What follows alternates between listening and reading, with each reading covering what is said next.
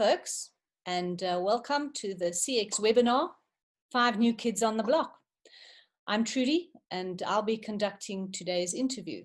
Also, a big warm welcome to all those who will be watching the recording later on.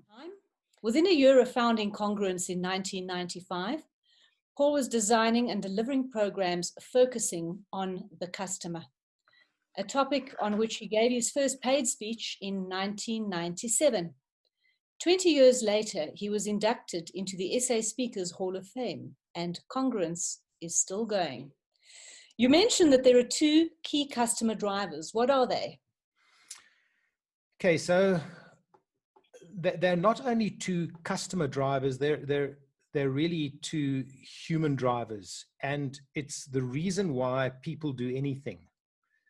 And the 2 reasons why people do anything is they do something because they perceive that it'll give them some kind of benefit. Now, you might argue, well, I mean, why would I then go for a walk? You know, I just feel like it. Well, you're also perceiving that it's going to give you a benefit of health and being outdoors and in the fresh air. So the one is that we perceive that something we're doing is going to give us a benefit. And the other reason for doing something is to either avoid harm, inconvenience, sickness, injury, pain, anything like that. So those are the things that ultimately drive us.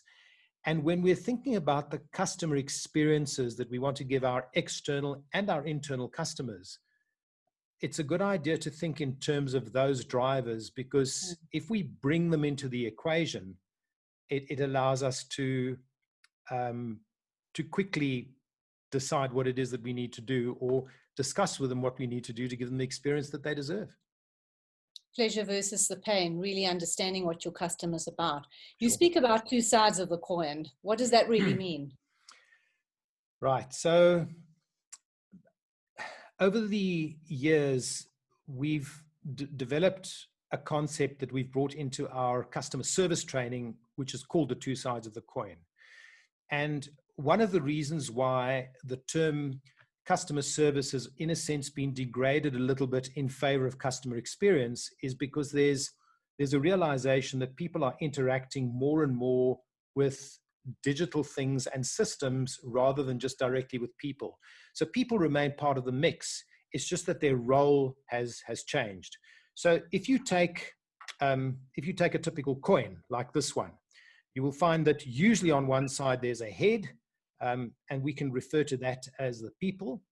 And then on the other side, whatever it is, we call that the tails. So let's just look at the people firstly.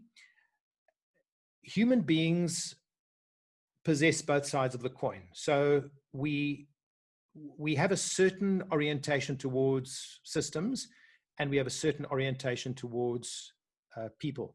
And I'm not going to go into a lesson on personality styles now, but the people-orientated folk, the folk that are a lot more responsive, they tend to think of customer experience or customer service more in terms of the people side of things. So if you had to ask the question, how would you define good service, or when did you experience good service? They'll usually say, well, when someone was nice and polite and they made me feel good during the interaction. But if you had to ask somebody who was more wired towards systems, their response might be, well, the product was delivered on time and I was happy with the way the thing worked.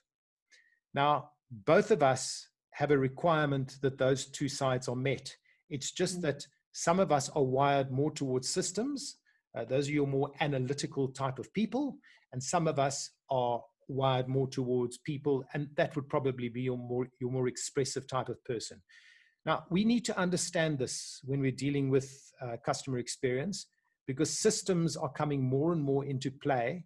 And there are things that have been happening that have changed expectations in the marketplace. And that's one of the things we're going to be talking about now. So you've written a number of articles on customer experience or customer service. And I'm quite curious, how did you come up with the 5 new kids on the block? Okay, so I think firstly, I'm not claiming that they are the 5 new kids on the block. I'm just saying that they are 5 new kids on the block. Because the moment you put the in front of it, then you're suggesting that you've researched 1,500 people, and that you've written a 300-page thesis on it. I haven't done that, but what I've done is that I've studied certain reports. I've done certain amounts of research into that from a point of view of reading.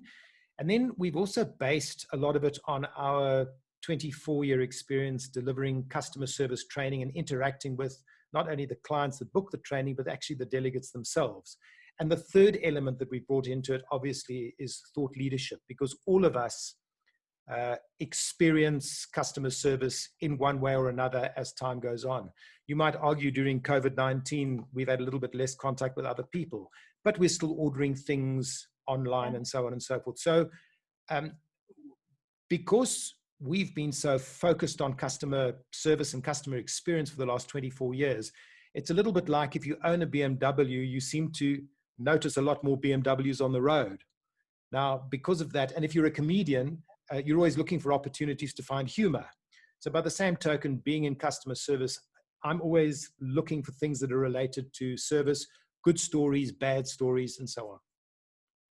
Well, I would think now during COVID, the customer's experience has become even more important because of the lack of personal contact, because so much more is being done online. I've had a nasty experience recently, but more about that later on, where goods just simply aren't delivered. So what does one do in a situation where goods simply aren't delivered? Well, this is one of the things I'm going to talk about from a service provider's perspective. But one needs to be firm in terms of one's expectations. I think what one also needs to do is possibly just take a step back and say, have my expectations maybe become a little bit excessive? But you'll find that what happens is that your expectations move in accordance with what's available and in accordance to what you're used to. So one of the things that really comes up in terms of the first of the 5 things that I'm going to talk about regarding the acronym CEASE is that if you start off by promising somebody something, you essentially need to deliver what it is that you promised. It's a little bit like if you start dating your girlfriend and then you say to her, well, don't worry, honey, I'll bring you tea in bed in the morning. And you do that for a couple of months. Well, believe me, she expects tea to be brought to her in the morning for the next 30 years as well, as these things happen. So it's a question of setting the right expectation up front. And if you've set a particular expectation and you've said, this is our turnaround time and you're not delivering on it, then it's a question of having the kind of human response ready that can fix the problem, because there's a concept in service which says that sometimes if you fix something that went wrong, you can end up in a better light with a client than if there was no problem in the first place, provided it was handled properly and empathetically. One would think there's so many online platforms that companies would take extra care to deliver what they promise. So Sure. I think companies certainly put themselves on edge when they do not deliver. Sure. But if you look at these 5 kids on the block, how new are they really? Well, let me just take a step back. We've for a long time in our program had a little section in our course called What Do Customers Deserve? And there's a whole lot of things on there. It's reliability, attention, results, enthusiasm. One of them is courtesy. Now, 20 years ago, that was very, very important. It was one of the top things on the list, courtesy or politeness. And one of the reasons for that is that the silent generation was still very much in the marketplace. Now, the silent generation is now aged between 80 and 100. And there's been a new generation that has come in. We've got the Z generation about to enter the marketplace. Right now, the dominance is being taken over by the Y generation. And as a result, different things come into play. What has happened is that these 5 new kids, as I call them, they are things that have always been there, but they have risen up in terms of people's priority. So they have become more important because of digitization, because of what can now be done, because of the way people have adjusted. And we'll talk about each one of them separately. Well, what are they? Let's talk about them. What does the Okay. C stand for? Yeah, so I've created a little acronym. It's possibly an unfortunate acronym because the acronym is CEASE. So it's CEASE. But it helps one remember the 5 words. And the words are, the C is consistency, the E is efficiency, the A is adaptability, the S is speed, interestingly. And then the second E is ease. So let me maybe start with the first one, which is consistency. And I've already mentioned something about a fulfilled promise, about the thing about bringing tea in the morning. There's maybe another thing that I can mention to you. Now, if you consider taking your car in for service, I want you to think about what is happening when you take your car into a service. What you're effectively doing is you're taking your motor car in to get things in the engine and associated things serviced, and you seldom get to see any of the work that they actually do. They then return the vehicle to you and you pay them a certain amount of money. Now let's just look at something that comes with taking your car in for service. One of the weird things that, all right, before I get there, let me just say you check your car in. And one of your expectations is that if you're used to waiting on average 5 minutes to be attended to, then if you're attended to in 3 minutes, that's pretty quick. And if it takes 8 minutes to attend to you, well, that day it was a little bit slow. But there's an expectation that you will be attended to in a certain period of time in the check-in. Then you are asked to sit down, and these days they offer you a cup of coffee while you wait for somebody to take you to work. Now, how did that become part of the deal? Well, it's very simple. Because you've brought your car in and you don't have wheels to take you back, there is now an expectation that you will be returned to your place of work. But if you think about the logistical nightmare that is for the dealer, firstly, they've probably got to, let's say that 30 cars are coming in for a service. And let's say that a third of those people are getting a lift back with their spouse or with someone from work. It means another 20 people have got to be shipped all over town. Now, that's fine if you live in Barberton or a small place. But if you're in Johannesburg, logistically in the traffic, that can be quite a problem because they want you to get your car in early. So let's say it's during winter and one of the drivers is sick. Well, then you might end up waiting for 40 minutes if you didn't bring your car in on time. So suddenly it adds another dimension. Now, if I can just give you a great example of how the car rental company, at least the car dealership, can get around that. They might say to the customers, if we give you 100 Rand Uber voucher, will you get yourself back home? Or will you get yourself back to your office? That might, in effect, solve a problem for them. So therefore, instead of having to employ 3 drivers, they only have to then employ 1 driver, or maybe even no drivers. Then there's another interesting thing, and that is that— And reduce the overheads. Yeah, well, this is the thing, because it all costs money, and that cost, in a sense, gets built into your servicing charge because it's got to be paid for somehow. Then there's the very interesting thing that you get your car back usually washed. In fact, it's almost always washed. And one of the things that delays the delivery is it's in the wash bay and so on and so forth. Now, whenever did washing the car become part of having your car serviced? And I think some of the philosophy behind it, quite simply, is you're bringing in a car. It may or may not be dirty, but one of the indications that you can physically see that something's happened to the car is that the car's actually been washed. So those are 3 interesting things. There's the check-in, there's the lift, and there's getting your car back having been washed. And the thing is that we expect these things because they've consistently been done. Now, what would be the consequences of taking away one of them? Well, you can't take away the lift without offering something in return. But if you think about it, if they had to give away 2,000 Rand in Uber vouchers every day, it might actually, in the long run, save that dealership a lot of money.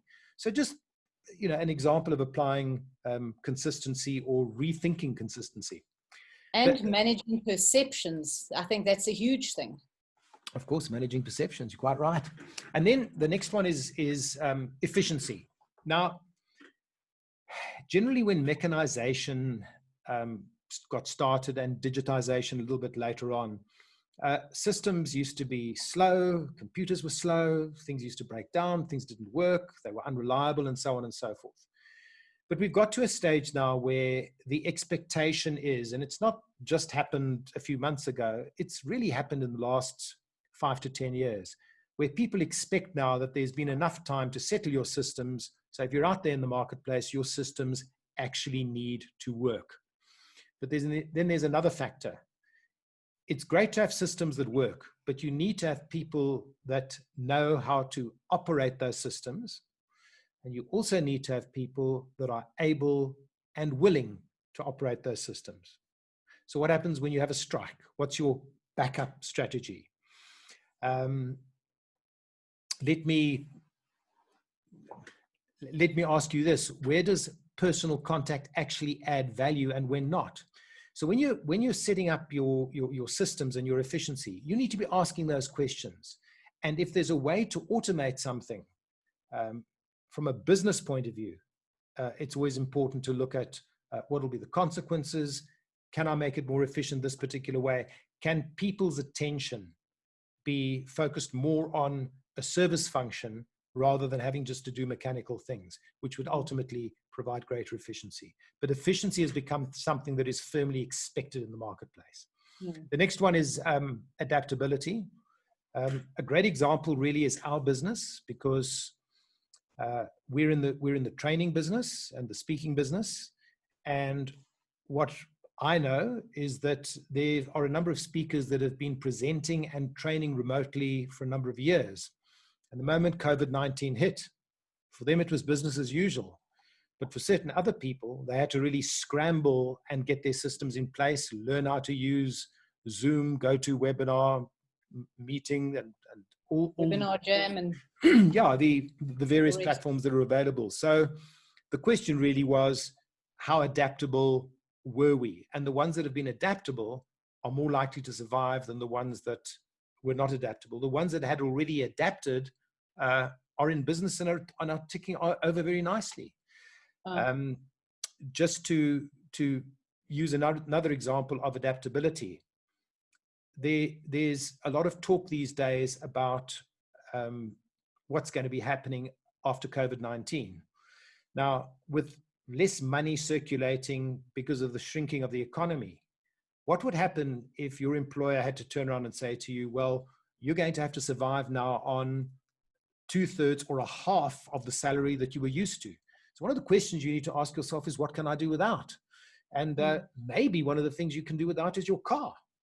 Now, how does one manage that, especially in a society where your transport systems are not really up to scratch? Well, it's quite simple. You might Uber, but then on the other hand, you might